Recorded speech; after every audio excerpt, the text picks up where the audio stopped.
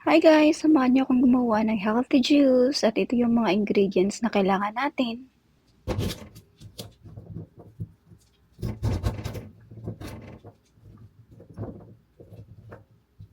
Cut lang natin ng cubes para madali lang siyang i-blend.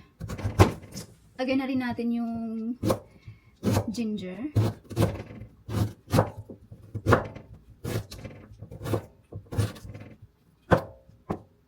Ayan, ito na yung ating ginger.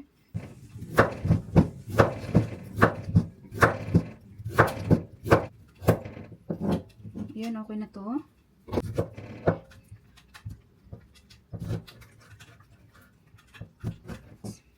Ayan. Orange.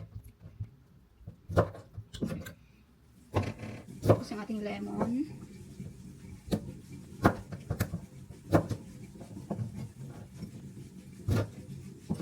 Ayan.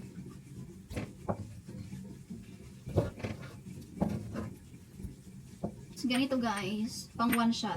Pang one shot yung ating lagayan. I have 6 bottles. Glass mini bottle.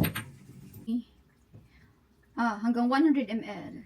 Wala siya guys. So, ang itutubig natin dito, instead na normal na tubig, yung coconut water.